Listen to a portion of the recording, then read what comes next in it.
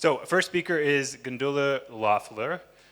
She's a specialist in institutional and governance reforms in developing countries, focusing on decentralization, local finance, taxation, with a strong interest in political economy of reform. She's worked across Africa and the Middle East as a researcher, development advisor, and holds a PhD in public administration and development from NYU's Wagner School, along with a master's degree from the University of Constance and Rutgers University. So let's give it up for Gundula. Thank you, Curtis. All right. Hello, everyone. So the work, oh, where's my clicker? Do I get a clicker? I need to move the slides. Thank you. Yes, perfect. All right. So the work that I wanted to present to you today was done in the context of the African Cities Research Consortium, which is a large multi-year research project led by the University of Manchester that conducts multidisciplinary urban research across 12 cities in Africa. The research is organized into 8 different domains, which are topical areas with relevance to African cities that are broader than or sometimes cut across different sectors. And the ACRC research seeks to analyze systems with a strong focus with a strong political economy lens. So within the ACRC conceptual framework, municipal finance was understood as a cross-cutting theme, so along gender and climate. So the work that I'm presenting today is actually a synthesis of insights from the project City and Domain Research. So my co-author, Astrid Haas, and myself didn't actually do any primary research for this. Well, a little bit, but we couldn't help ourselves. But we mostly drew on findings from our research colleagues in the cities, as well as existing literature. All right. So since I assume you're curious which cities we worked in across Africa, here are the 12 cities that the ACRC did its research in. The ones in dark blue are the cities that we drew on for our analysis, and the ones in bold letters we did some additional desk research on.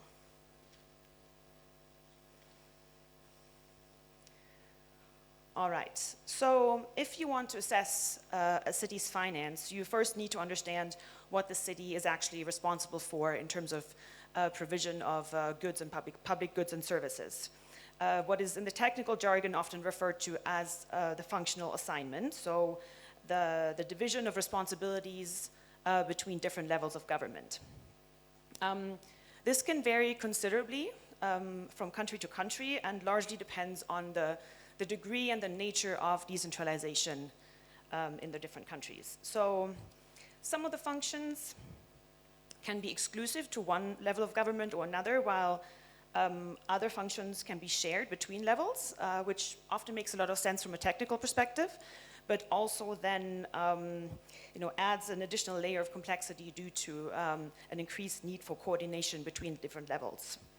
So, for example, central government often retains responsibilities for policy making and setting of quality standards, for example, for health and education, while then the city level or the local level is then in charge of implementation, well, effectively running the schools and the health centers. So functional assignment also then determines, of course, expenditure responsibilities, at least in principle. So you might be familiar with the phrase finance follows function. So what the city spends money on should then also be in line with its responsibilities for service provision. What we observe in the cities that we looked at is that in most cities, they tend to have a fairly limited set of responsibilities for service delivery, and if so, mostly around implementation. The central government actually retains most of the key functions. For example, in the housing and transportation sectors, they are across the board mostly within central government responsibility. The same was true for water and sanitation sector, where cities really only played a very, very small role. For health and education, these were mostly shared functions along the lines that I described earlier, and only some small sectors like waste management or street lighting were actually fully devolved to the city level. However, of course, there are some notable exceptions to that, among them Nairobi and Lagos, for example, which have a much larger sort of set of responsibilities for service delivery. We also noted in our research that even in areas where the cities actually have the expenditure responsibility, for example, in health and education, the funding itself actually still comes from central government and is handed down in form of tightly earmarked transfers. So the cities are actually not spending their own money, they are just spending on behalf of central government, exactly according to the plan set by central government.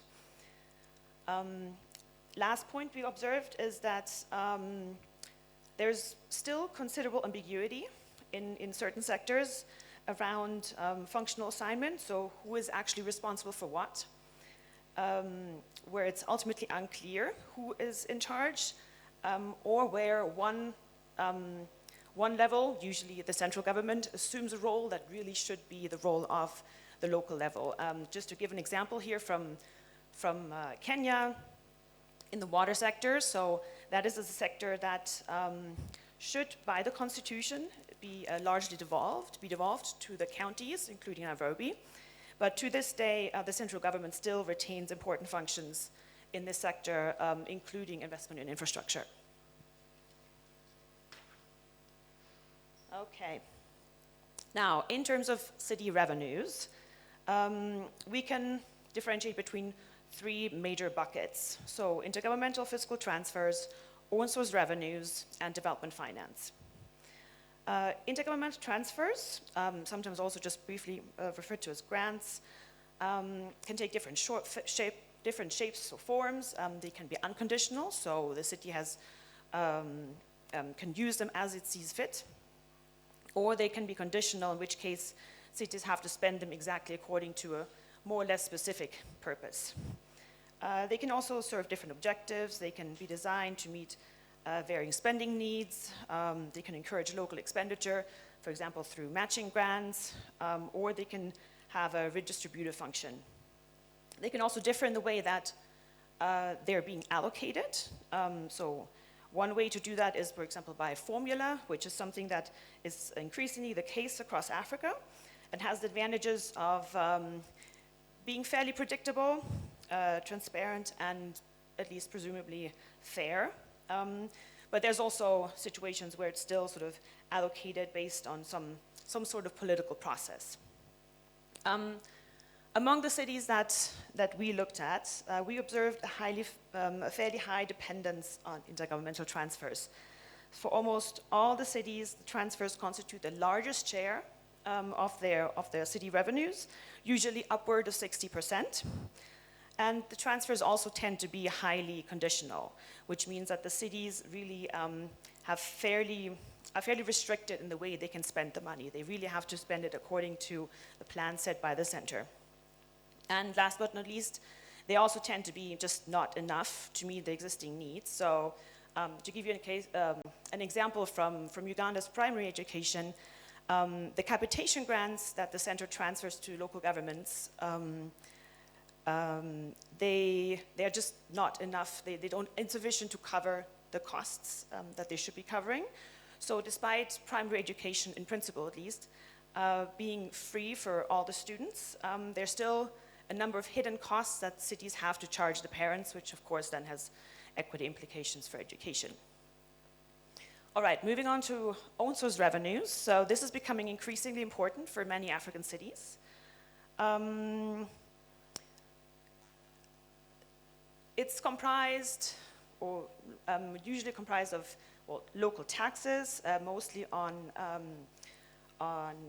land and economic activity, as well as on non-tax revenue, so fees and user charges and so on.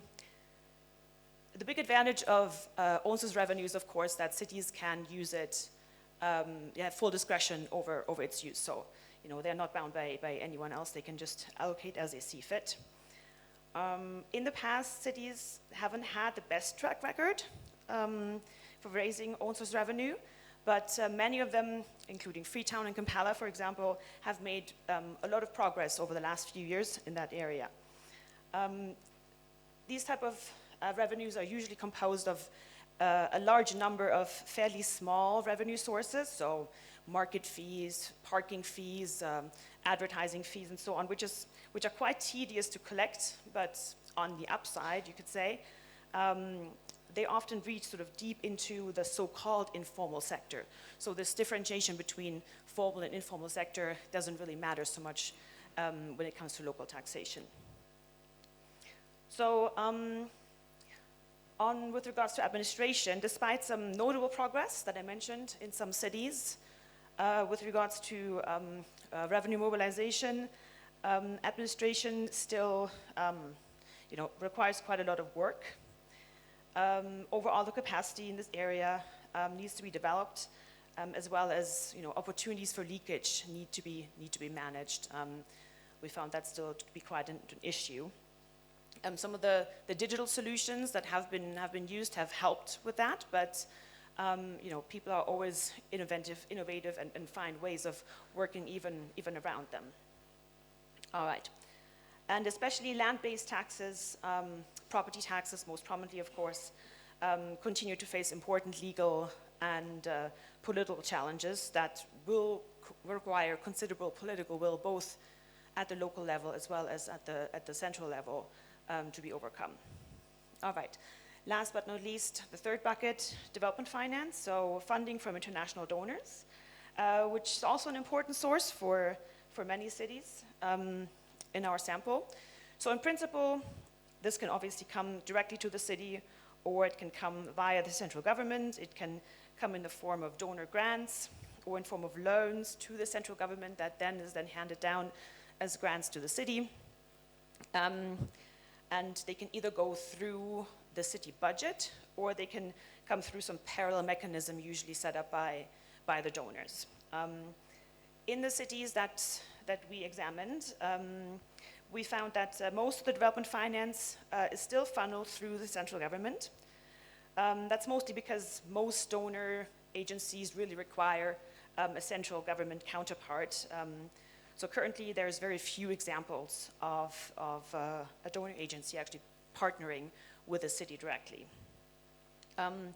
We also found that the vast majority of funding is project-based, so the use of the funds is already predetermined, well, hopefully together with the city. So the spending needs to happen exactly according to plan. And we've also noted that a lot of the development finance is also off budget, which, for the city has both disadvantages and advantages. I mean, on the one hand, this means that they don't have the same visibility with regards to where funding is allocated in their jurisdiction. But on the other hand, they also don't have to deal with additional accounting and reporting responsibilities, which often come with donor funding that can be quite tedious and time-consuming. Okay, now, what about borrowing?